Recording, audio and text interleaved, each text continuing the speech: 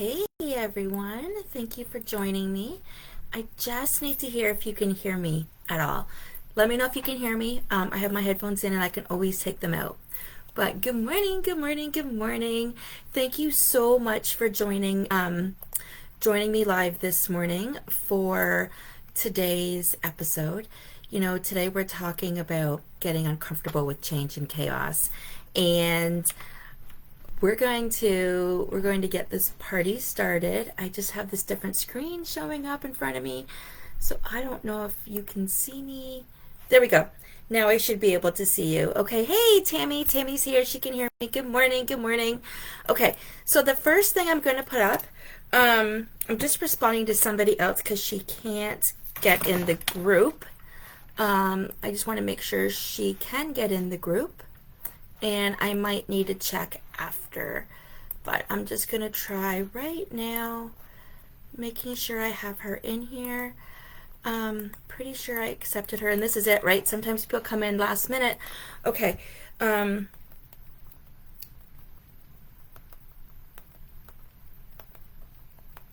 this is a good point.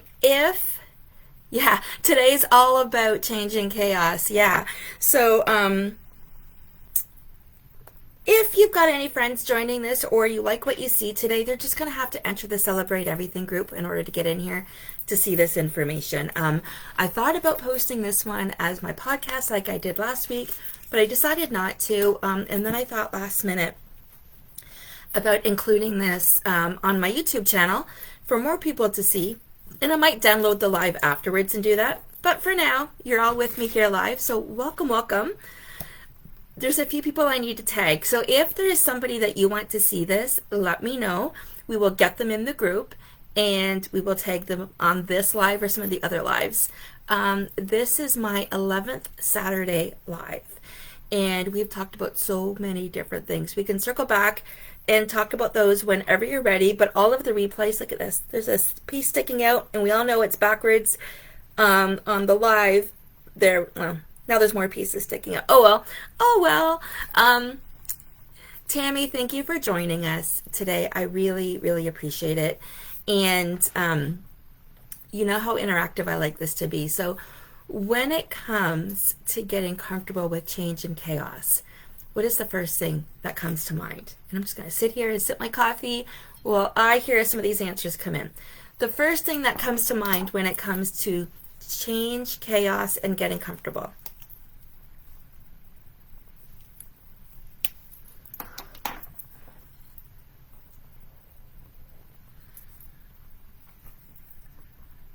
Having to get used to it. Absolutely. Having to get used to that space that is so uncomfortable, right? And that comes with change and chaos. But when we step back and silence ourselves and silence everything around us, Tammy, you said it best right there. It showcases the opportunities for growth in different areas of your life. And with the opportunities for growth comes for something better. So the first thing I did is I included the link right here to A Healthy Lifestyle. It's 22 questions that I put together. You can go through and answer them bit by bit. You don't need to circle back and have me go over it with you. Of course, at any time I would love to go over this with you, but this is a great check-in. And it's it says Healthy Lifestyle. It's up a little bit through the feed here. And you can go back and answer those questions and give yourself a snapshot as to where you're at right now. Y'all know by now I have my standard wellness quizzes, and that helps me get you started back on track, back on course. So when it comes to getting uncomfortable with change and chaos, we've all gone through so much. We've grown through so much. And sometimes we don't see the blessings right in front of us that have surfaced from the chaos or the change. So today we're going to circle into that a little bit very quickly. Today's might be short and sweet. It's hard to say. It depends how much comments and conversations that we have. But when you're willing to be uncomfortable, when you become uncomfortable and it brings you that feeling, it may seem tough, but it's a small price to pay for living your dream life, whatever that might be. When we can settle into those periods of being uncomfortable, everything can change. And uncomfortable can be from job, it can be your health, it can be your day-to-day life, it could be having to climb a mountain. And I don't mean a physical mountain, but you have something so daunting and overwhelming right in front of you and you just don't know where to start. That itself can make you hugely uncomfortable. So, the way to success goes through change and chaos. It opens the door once you've made it through change and chaos to success. So for personal growth, you have to be in a constant state of feeling slightly uncomfortable because that's where the change happens. Go back and think about some of those opportunities in your life over the last 3 to 4 years, or maybe you don't have to circle back that far. Maybe it doesn't have to be 2 or 3 years. Maybe it can be 2 or 3 months where you have had such an amazing opportunity for growth. What's changed? But go back to the beginning of that. How uncomfortable did you feel? Huge, right? I don't need to share your experiences. If you're willing to share your experiences, put them in here. If you don't want to, that's completely okay. I'm going to tag one person who I know that's trying to get in here. There we go. So she can see this because I know she's trying to get into the group. So when it comes to feeling uncomfortable, the first thing you want to do to practice that is get into the habit of doing things that other people don't want you to do. And that is one of the tips. Doing things that other people don't want you to do so you can hear their feedback. So you can see how your body is physically responding to that. And you don't have to choose what needs to be done regardless of the inconvenience. You don't have to choose. You have to get through it one by one. You don't have that opportunity. You have to go through every step in order to make it through the other side of that mountain. So what does that mean? It means to forgive. It means to forgive yourself through the journey. It means not holding a grudge towards other people's opinions. It means letting it all go. In order to go the extra mile, instead of saying it can't be done, take 100% responsibility of every single step that you are on your journey right now. Be responsible for your behavior. Be responsible instead of blaming other people. And most of us, we think that in order to change our lives, these need to be huge, huge changes. And then we get overwhelmed by the hugeness of these tasks, and we end up doing nothing. We've heard analysis paralysis, right? We've heard of that where there's so much you need to analyze that you don't even know where to take action. And that happens when it comes to change. Sometimes what's presented in front of you is so big, you just don't know how to get it started. And sometimes that's a clarifying question that you can take back to somebody else and say, where's the best place to get started on this? Or who can help me with this? Or what does it look like? But that's taking accountability before you can go ahead and get started, right? We don't need to make all of these huge changes. Actually, it's better if we make small, consistent changes over and over a period of time. So here's a great example I like to use when it comes to this exercise is, what if we all weighed 200 pounds right now? And I say to you, in a year from now, exactly, July 22nd, 2024, we could all weigh 148 pounds. Wow, right? What are some of your first answers to that example? Who's ever has a moment to type this up? Who has an example? If I say exactly a year from now, you could weigh 148 pounds. What would your response be to that? Your first thing that comes to mind.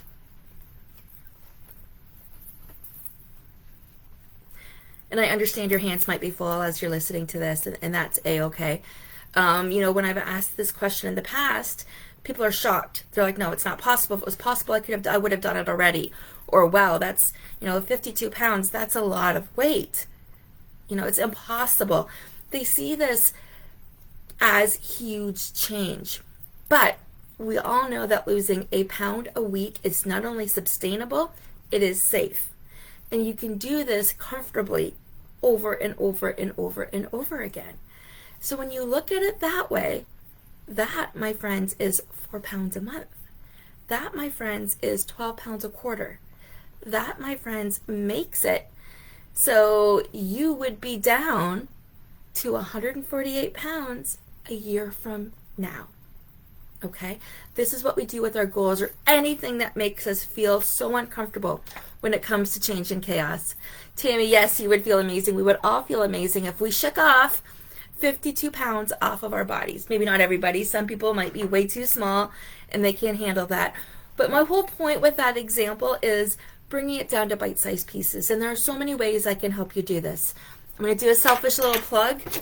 My Design Your Life Your Way quarterly planners have the perfect setup for helping you do this. They're available on Amazon. I'll stick my link in here. My Getting Started guide is also available on Amazon, and there's some really good tips, especially the dialogue at the beginning when we talk about, why change. I'm just going to get to that part. Like emotional eating and why change is hard and why doing these things in a smaller step would make a big difference. You've lost 10 pounds a month.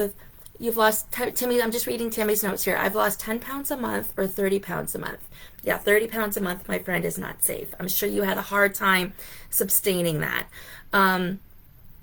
Yeah, Tammy, that's for sure. If you lost 148 pounds, yes. I meant to say if you lose 52 pounds and if you only weigh 148 pounds, that's where everybody's going to be feeling amazing, right? So we can't do this unless we get uncomfortable with what it might look like. And if we don't get uncomfortable, if we're not willing to get uncomfortable with change, then we're only going to be able to take this so far. So most of us think by making changes in our life, we have to make huge changes. When in fact, these are small, incremental changes that we make bit by bit. This way here we don't get overwhelmed and we don't slip back into the old habits. The answer to all of this is baby steps. Start changing small things that don't require a big deal of effort. Here's a great example. I put elastic bands on my water bottle. I know I want to drink 4 of these a day. I have finished 1. Now it's late in the day. Normally I would be on my 3rd one by now. That's okay. I have the rest of the day to finish drinking my elastics. Start small. Whatever it is that you're going through, if you're a new mom and you're trying to get your routine back together, start with 1 small piece. If you've got a new job and you don't know how to fit in all of your personal development training, start with 1. Listen it to an Audible on your way to work. Done. That personal development box is now checked. Okay? Small steps. Start changing small things which don't require a big effort, and those small things will eventually lead to bigger changes. Start changing the way you get to work, or the restaurant you're having at lunch, or the way you're meeting new people. So I put together some action steps as I normally do, because like I said, I think today was going to be short and sweet. But then I have a follow-up post I'm going to share. Oh, there you go. Lika's hiking right afterwards. Yeah, Lika, share with us. It's been 6 months since the birth of your son? 7 months. And the fact that you're hiking and you still look incredibly beautiful, that says a lot. I know how important it is for you to be taking care of your mind, body, and soul, not just for your son, but for your clients. And it feels amazing to be hiking and moving your body, doesn't it? You feel a 5 out of 5. Is that how you're feeling? Well, you look better than that, my friend. Okay, I will add these action steps that I'm going to share with you right now, but I will post them up separately. All of these replays, like I said, this is session number 11. The first 10 are in here as well. You can go and listen to them. There is a takeaway homework book that I put together that you could be following along. 5.5 months. There we go.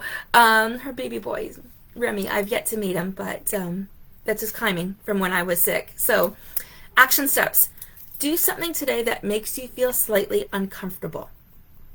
Okay? So today, I want you to try to do something that makes you feel slightly uncomfortable. For some people, it could be putting a picture up of their beautiful face. Or, Lika, for instance, you can take a picture of you and your son hiking.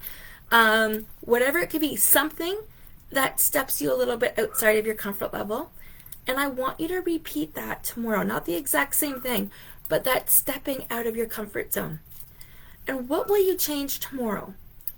Something in your daily routine? Exercise? Are you going to eat healthier?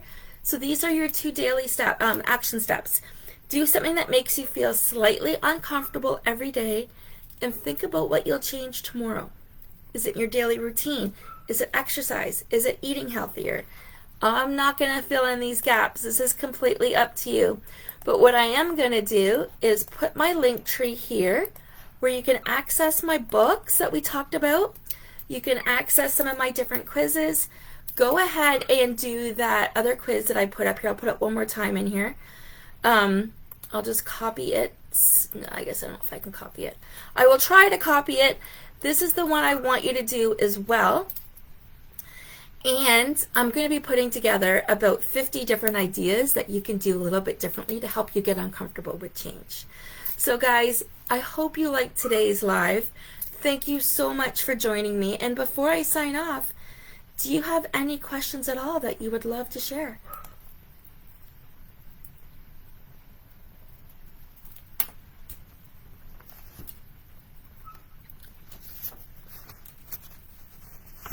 Oh, I just peeked into next week, so I have this all together in a little book that I created, and it's focus on what you want, not what you lack. So next week's is going to be really exciting as well, and I'm looking forward to sharing that with you. So Tammy, you said yes. Is there anything that you wanted to add before we move on from today?